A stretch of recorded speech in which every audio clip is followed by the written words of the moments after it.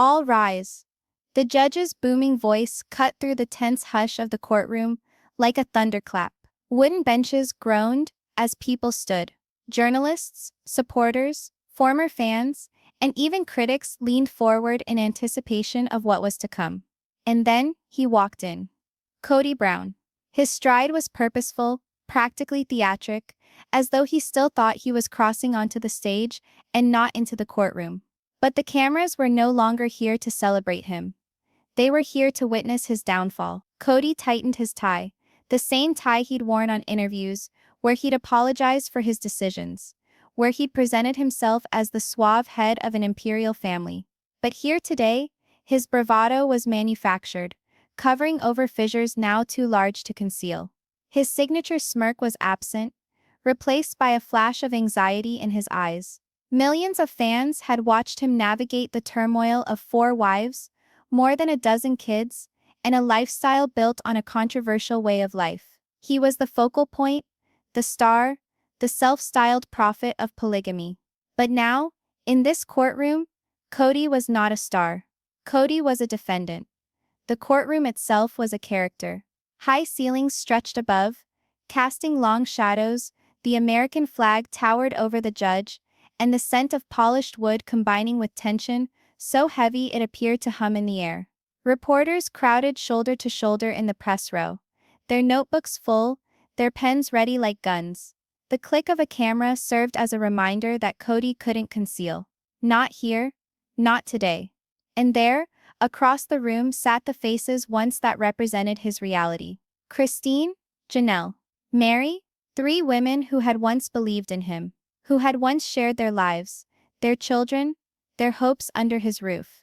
Their expressions now were cold, heavy, unflinching. Christine's eyes burned with the fire of betrayal. Janelle's face was calm but hardened, like someone who had finally seen the truth after years of denial. Meri's eyes carried something different, pain, but also a strange mix of regret and defiance. For all those years, Sister Wives fans had seen them smile in front of cameras, make bold faces and fake harmony amidst the mess. But there had been cracks along all those years. And now, under oath, those cracks would crack up into the open. This wasn't about money. This wasn't about contracts and accounts. This was about justice, payback. About making Kody finally confront what he had worked so hard to keep buried. The judge's gavel came down. Court is now in session. Kody's lawyer whispered something into his ear, but his attention was elsewhere. His eyes darted across the room, scanning the faces staring back at him. He saw Christine's jaw tighten. He saw Janelle whisper something to her attorney. He saw Meri's hands trembling slightly as she clasped them together. Then, for one brief moment, he looked in the direction of the gallery where unfamiliar faces, fans, former supporters, even critics gazed with starved eyes. Others whispered, "That's him." Others whispered, "He deserves this." Kody swallowed hard. For the first time he understood that this wasn't his show anymore. This wasn't TLC. This wasn't an edited narrative he could manipulate to portray himself as the misunderstood hero. This was real. And the conclusion wasn't up to him. The prosecutor stood to address, his tone firm, his words clear. "Ladies and gentlemen, this is not merely a case of financial mismanagement. This is a case about deception. Deception that lasted for years. Deception that injured families, and deception that was employed to exploit trust. Brown employed his position of power and influence to construct an empire for himself, leaving those who were nearest to him betrayed and forsaken." Each word resonated like a hammer on Kody's pride. He tightened his jaw and spoke under his breath to his attorney. His knuckles whitened as his hands gripped the table tightly. Christine leaned to one side in her chair, her expression inscrutable, but her gaze never wavering from Kody. She had lived the deceptions. She had known the burn of being rejected, the shame of being treated like a throwaway pawn in Kody's game. And now, for the first time, she had the opportunity to stand up to him, not as a wife, but as a witness. Janelle's face was more relaxed, but her heart pounded. She recalled every money conversation, every fight in which she was told her concerns weren't valid, every moment she felt she wasn't in a family. she was in a system centered around him. And Meri? Meri's hands trembled more now. For years she had defended him. Even when he pushed her aside. Even when their marriage collapsed into nothing but formality. But sitting here today, watching him on trial, she wondered if she had been defending a man, or just an illusion. The judge looked at Kody. Mr. Brown, you will get your opportunity to talk. But listen closely, this courtroom is not a reality program. Truth is important here. There was a murmur that ran through the gallery. Kody's expression hardened. The judge's words stung more than anyone knew. Because for years, Kody had lived as though his life was a program. And now, the stage lights had switched to the glare of interrogation. The door to the courtroom creaked, and another batch of reporters slipped inside, their cameras flashing. Kody winced, then stiffened his shoulders, correcting his posture, as if he were trying to regain mastery. But no one was deceived. Not the judge, not the jury, not his wives. The prosecutor went on, his tone cutting. This trial will reveal how Mr. Brown exploited his family's trust to construct a fake empire. It will reveal secret accounts, covert transfers, and deceptive contracts. And it will reveal the reality of the man behind the television image. The audience gasped. Secret accounts, covert transfers, words that implied treachery greater than most had suspected. Kody's attorney sprang up to object, but the damage was done. Suspicions had been sown. Christine leaned in toward Janelle and whispered, "This is just the beginning." Janelle nodded, gazing at Kody. And in that instant, Kody knew this test wasn't going to be about defending his dollars. It was going to be about defending his reputation. And for the first time in his life, he wasn't certain if he could prevail. The tension was thick in the air. All were holding their breath for the first blow, the first witness, the first bombshell. The tale of Kody Brown's fall was only getting started, and the world would watch every moment of it go down. The prosecutor stood up with a fat file in his hand. His voice was steady but authoritative, ringing through the courtroom. Ladies and gentlemen, what you are about to hear will prove that Kody Brown has not only manipulated his family emotionally, but also financially. Behind the smiling television persona lies a man who carefully built a financial fortress for himself, leaving his wives and children vulnerable. This is not about lifestyle choices. This is about fraud, secrecy, and betrayal. The words landed like a tempest. Murmurs swept through the room, the crowd craning forward in expectation. Cameras snapped, pens scribbled madly, and even the judge lifted an eyebrow. Kody squirmed uncomfortably in his seat. He attempted to smirk, whispering something to his attorney, but the tick of tension in his jaw betrayed him. He knew which way this was going. The prosecutor went on, waving a folder. "We have proof of several secret accounts, money that was moved without revealing it, and agreements written to safeguard Mr. Brown's fortune at his wife's expense." He placed the folder on the evidence table with a loud crash. "That's not hearsay. These are facts." Kody's attorney jumped up at once. "Objection, Your Honor. These accusations are false and misleading." The gavel of the judge came down lightly. "Overruled. The prosecution can continue. Mr. Brown will get his turn to speak." Kody's smile withered away. The prosecutor swung around, making eye contact with Christine. "We call Christine Brown to testify." The room vibrated with tension. Christine stood up slowly, each step calculated. The woman who used to smile for photographs behind her silent suffering was gone. This Christine had the burden of betrayal, but also the flames of a person who was finally ready to testify. She took her oath, sat, and threw her chin in the air. "Mrs. Brown." The prosecutor started calmly. "Can you tell the court what your economic existence was like throughout your marriage to Mr. Brown?" Christine breathed deeply. "For years I had trusted Kody. I had taken him at his word when he told me he was providing for us.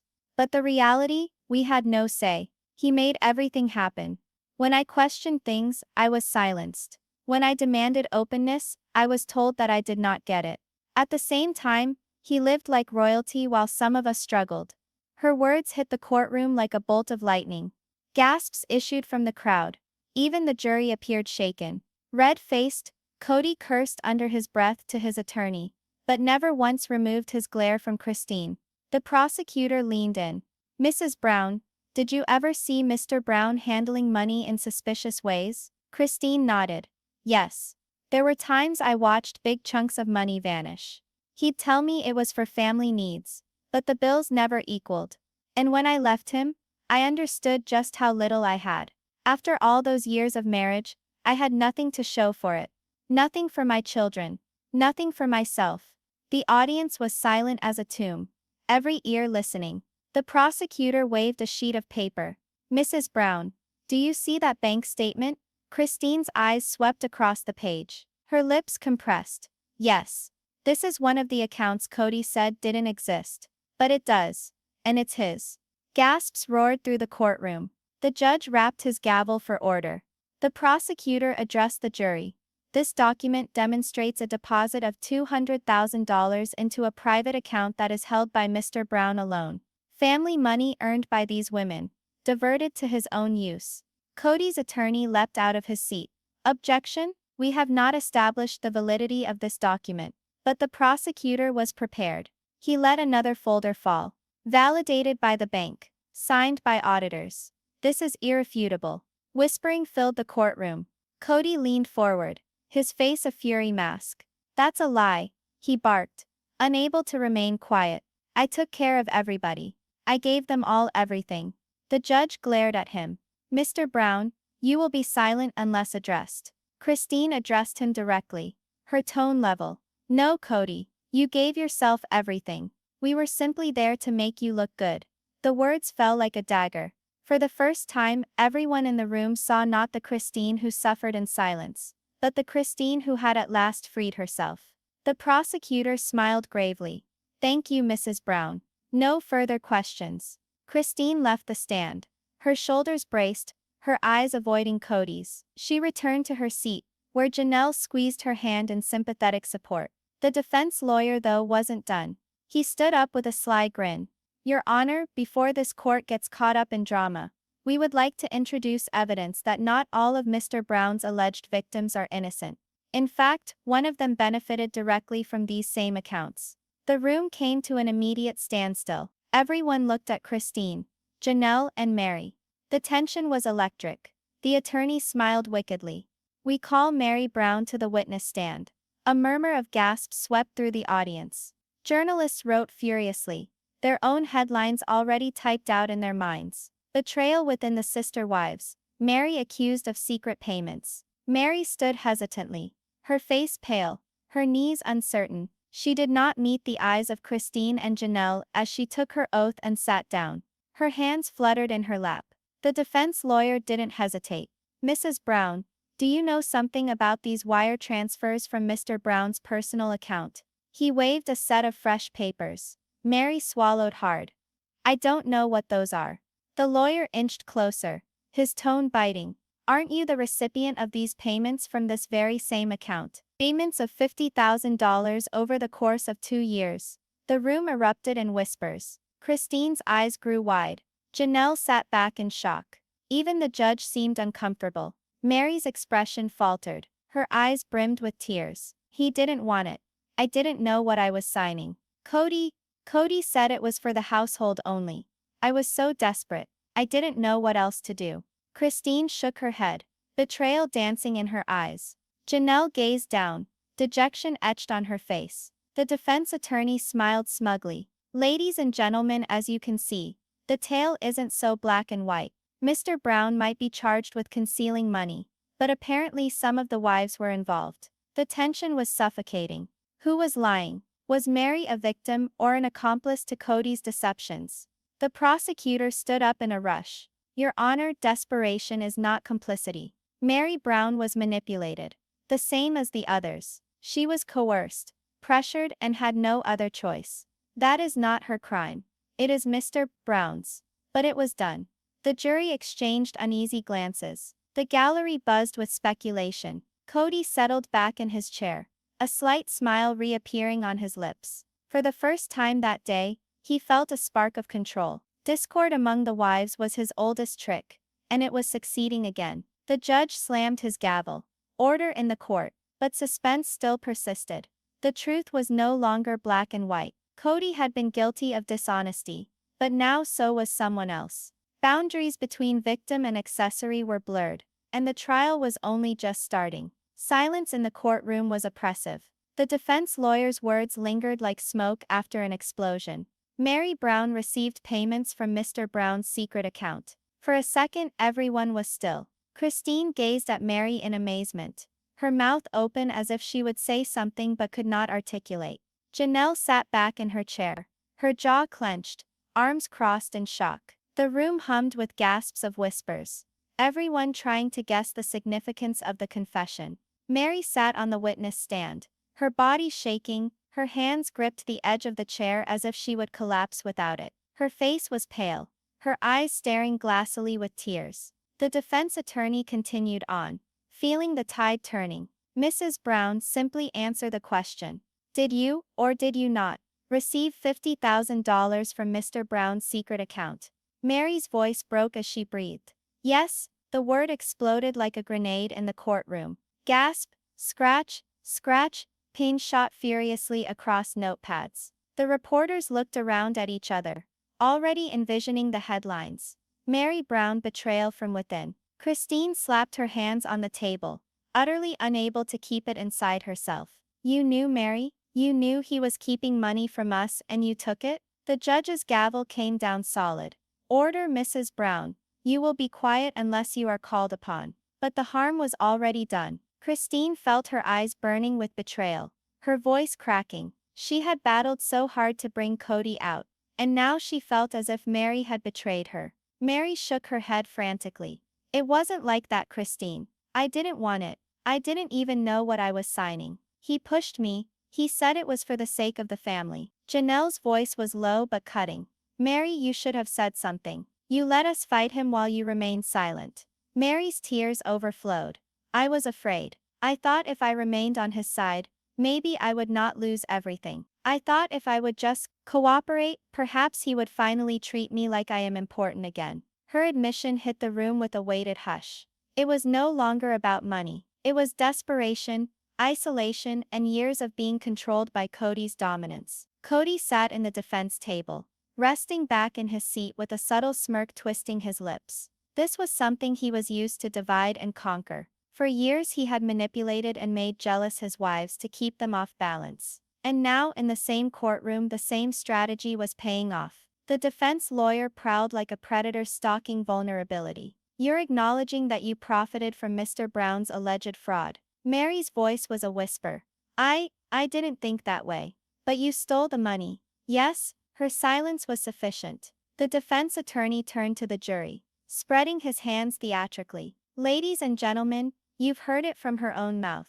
Not only did Mr. Brown provide for his family, but at least one of his wives willingly accepted the benefits of these funds. This is not the story of a manipulator and his victims. This is the story of a complicated family dynamic, where everyone had their hand in the pot. Kody's attorney took a seat, obviously pleased, and the courtroom hummed more loudly than ever. The prosecutor jumped up shortly to respond. His voice was even but with a sharp edge. Mrs. Brown, I'd like to ask you something. When you accepted these payments, did you feel as though you had a choice? Meri shook her head, her voice cracking. No.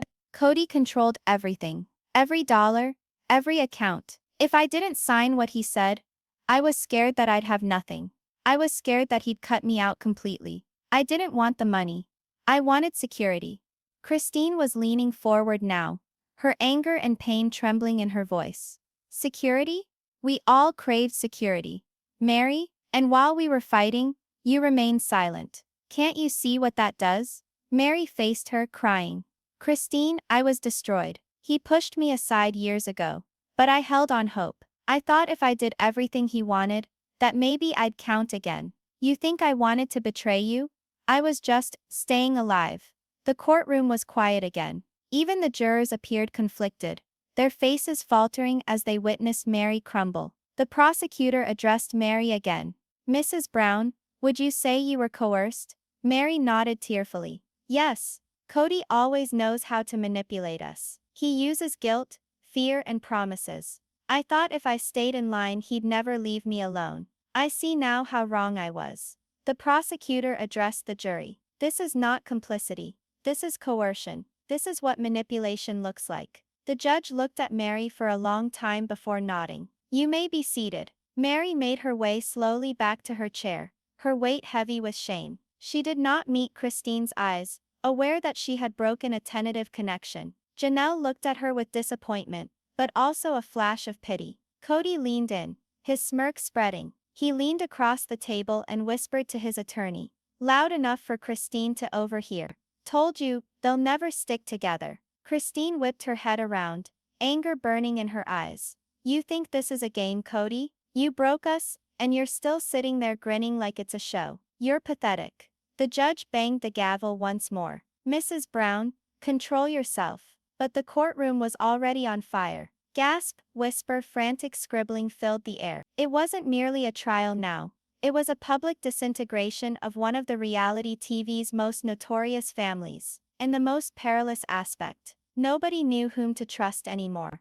Christine sat back down, her chest heaving and falling as she attempted to calm her breathing. Janelle crept close and whispered, "Don't let him win. That's what he wants." Christine nodded, but her hands continued to tremble. Kody sat self-satisfied, thinking the mayhem was going his way. But in the back of his mind, he couldn't help but let the truth seep in the documents. The testimonies, the evidence, it was all mounting up against him. The betrayal in the courtroom had broken the wives in two, but it had also shown something beneath. The world was now witnessing what life with Kody Brown was actually like: manipulation, control, and survival. And this was just the start. The air in the courtroom felt heavier now, charged with tension that made even the spectators shift uncomfortably in their seats. Meri's tearful confession had cracked the wives apart. Christine's fury had exploded like fire. Janelle's steady disappointment had cut sharper than anger. But meanwhile, through it all, Kody sat in the defense table with his arms folded, his mouth twisted in a self-satisfied half-smile.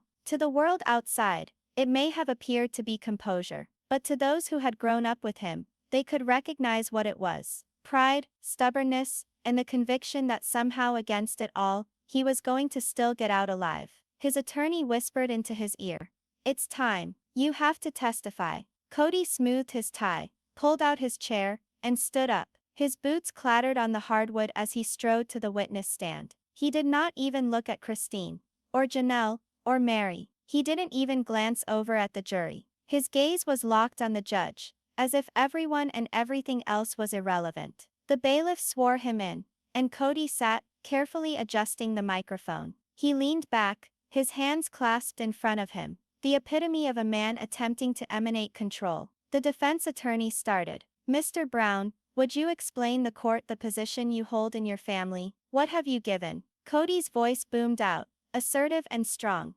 "I created all of it. The businesses, the homes, the opportunities. Without me, they'd have nothing. I endured 4 marriages, 18 children, and the glare of national television. I supported them. I gave them fame. I gave them stability. And now they want to make me out to be some sort of villain. Ridiculous." He flung his arms wide, as if the jury ought to thank him. A few onlookers shook their heads in incredulity.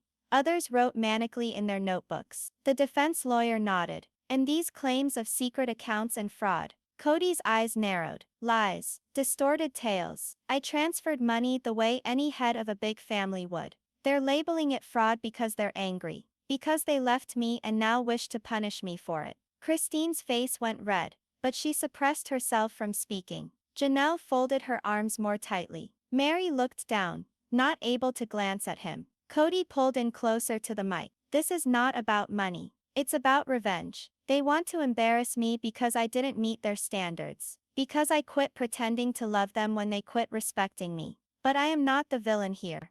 I'm the one who gave up everything." The condescension in his tone oozed like poison. The defense attorney smiled. "No further questions." The judge turned. "Prosecution." The prosecutor stood up slowly, near about casually, as a man who was certain he had plenty of time. He walked towards the witness stand with one folder in his hand. "Mr. Brown, you testified that you gave up everything for your family." "Yes," Kody snapped back. "You testified that you gave them security and fame?" Yes. The prosecutor opened the folder with a flip. So how do you account for the fact that your wives were struggling on while you purchased luxury vehicles, invested in secondary businesses, and bankrolled private ventures behind their backs? Kody sneered. Because I was setting our future up.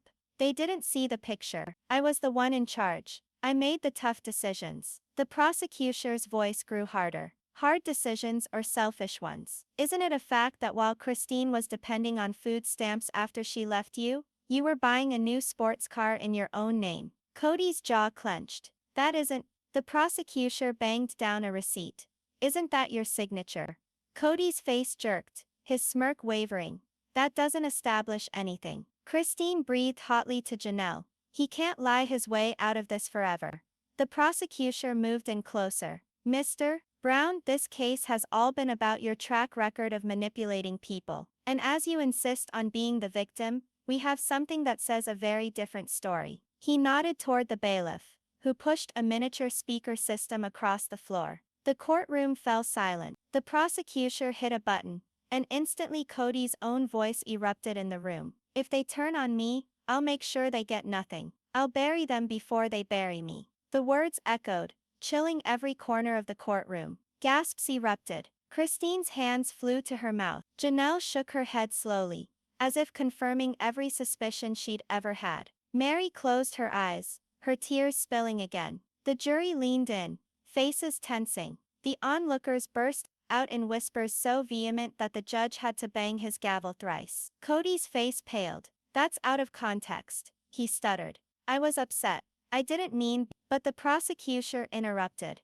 Out of context, or the closest to the truth you've ever spoken. Because what we hear is not a man supporting his family. It's a man threatening to harm them. It's a man confessing he will destroy the very people he said he protected. Kody's hands tightened on the stand, his knuckles white. They pushed me. They betrayed me first. I built this family, and now they're all ungrateful. The prosecutor moved forward, his voice low and biting. No, Mr. Brown, you did not build a family. You built an empire unto yourself. And when the empire fell, you revealed your true face. The courtroom hummed once more, the tension intolerable. Christine broke her silence at last, her voice shaking but firm. That's who you truly are, Kody. Not a provider, not a leader, just a man who craved control. Kody jerked his head around to her, rage burning. You don't get to say that to me. You left me, Christine retorted, her voice shaking with feeling. No, Kody, you left all of us. Well before we walked out. The judge's gavel came down hard. That's it. This isn't a circus, it's a courtroom. But the harm was done. The jury had listened to the tape. The audience had watched Kody disintegrate. His conceit, once his armor, was now the noose closing around his throat. Kody was not like himself for the first time. He was a man trapped, vulnerable, and frantically digging at an escape route. The prosecutor addressed the judge. No further questions. Kody sat paralyzed in the witness stand, his previously confident demeanor shattered. The smirk was erased. The facade was broken. Christine, Janelle, and Meri remained seated in silence, their faces somber but steadfast. They had put up with him for years. The world was now witnessing it as well. The waiting was agonizing. The trial hadn't ended, but Kody's final stand had just disintegrated in full view. The courtroom felt like it had stopped breathing. The walls seemed to hold the echoes of Kody Brown's voice, his own words damning him, spilling from that recording like poison. If they turn on me, I'll make sure they get nothing. I'll bury them before they bury me. The jurors' faces were stone, eyes weighed down by judgment. Reporters feverishly typed away, their headlines more or less writing themselves. People all over the country were watching at home, waiting to see whether or not the man who once constructed a family dynasty would now watch it crumble from the load of reality. Kody sat slumped in the witness chair, his formerly arrogant posture broken. His attorney whispered urgently to him, but Kody didn't stir. His jaw was clenched, his eyes shifting, but for the first time he seemed a man who no longer had faith in his own account. The judge's gavel descended. This court will be in recess for a brief period. Jury, you are dismissed to deliberate. The jury filed out in silence, their expressions impassive. But in the gallery, murmurs thundered like a tempest. Christine sat back in her chair, her chest heaving and falling.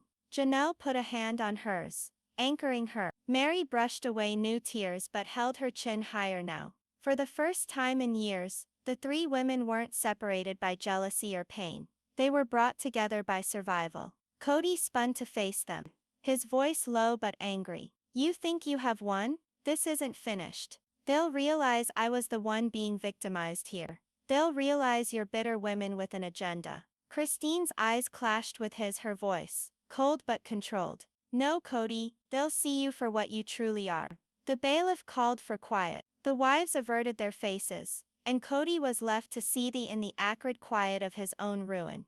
The jury returned. Hours crept by like days.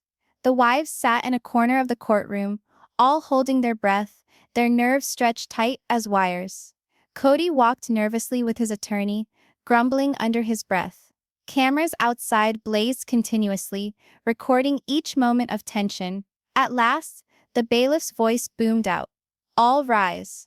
The jury came back in, bearing the burden of fate in serious faces. Christine's stomach fell. Janelle's hands shook in her lap. Meri mouthed a soft prayer. The judge spoke to the foreperson. Have you reached a verdict? The foreperson rose, a crumpled paper quivering slightly in her hand. We have, Your Honor. The clerk received the verdict and delivered it to the judge, who read in silence for a moment. The whole courtroom leaned forward as one. The judge cleared his throat. In the issue of fraud, concealment of marital property, and coercive manipulation, this court finds the defendant, Kody Brown, guilty on all charges. The room exploded. Gasps, cries, shouts from the press. The gavel pounded over and over. Order, order in this court. Christine's eyes filled with tears, not of sorrow, but of release. Janelle pressed her fists to her lips, shaking with emotion. Meri sobbed openly, her shoulders shaking, but this time her tears were not from betrayal. They were from justice. Kody shot to his feet. No, this is a sham. A setup. You're all against me. His voice cracked, desperation bleeding through his anger. The judge's eyes glared at him. Mr. Brown, you will be seated at once, or I will have you removed. But Kody continued to rant. I gave them everything. I built them. They wouldn't be here if it weren't for me. The bailiff stepped forward, pushing him back into his seat firmly. Kody's face was flushed with anger. His fists clenched. Sentencing. The courtroom fell silent as the judge went on. Mr. Brown, this case is not about finances. It is about control, abuse of trust, and manipulation of those that relied on you. The evidence, especially your own testimony, has revealed a pattern of self-centeredness and coercion. Kody seethed, but the judge did not waver. You talked of burying those who opposed you. Today the law buried your deceptions instead. For your actions, this court sentences you to 5 years probation, monetary restitution to your wives, and an indefinite ban from touching any joint marital property without disclosure. Gasps erupted in the room. Kody pounded his fist on the table. Probation? Restitution? You can't control me like this. The gavel of the judge came down once more. You will sit down and remain quiet, or I will have you held in contempt. Christine breathed a sigh of relief, her face flushing with it. Janelle clutched her hand all the tighter, tears streaming down her face. Meri laughed uncertainly through her tears. The burden that had weighed them down for so many years was finally being lifted. The aftermath reporters clustered on the courthouse steps as the wives came out in unison. The flash of photographers lighting up their faces. For once they weren't supporting actors in Kody's narrative. They were the heroes of their own survival. Christine broke the silence first, her tone firm. Today wasn't about revenge. It was about truth. For years we were under manipulation, but we finally fought back for ourselves. And today, justice fought alongside us. Janelle nodded. This isn't the end, it's the beginning. We can rebuild, not as Kody's wives, but as women free to choose our own paths. Meri wiped away her tears, but smiled weakly. We may not be sister wives anymore, but will always share the bond of surviving him. The crowd clapped wildly. Inside, Kody was marched out by security, his face contorted in anger. The proud patriarch of sister wives was now a man brought low, without control, his kingdom crumbling around him. The closing moment as Christine, Janelle, and Meri walked away from the courthouse. The sun was setting, showering them with golden light on their faces. They didn't glance back. They didn't have to. For years their existence had been all about Kody Brown, his rules, his moods, his command. But now, with the swing of a gavel, they were finally free. Christine spoke softly to herself, almost as if in a whisper. This time the story doesn't end with him. It starts with us. And so the courthouse doors shut, sentencing Kody to fate, and ushering in a brand new beginning for the women who had once lived in his shadow. The drama, the suffering, the betrayal. It all came to this. And although the world would be left to recall the trial of Kody Brown, the women would recall something much bigger. The day they regained their freedom.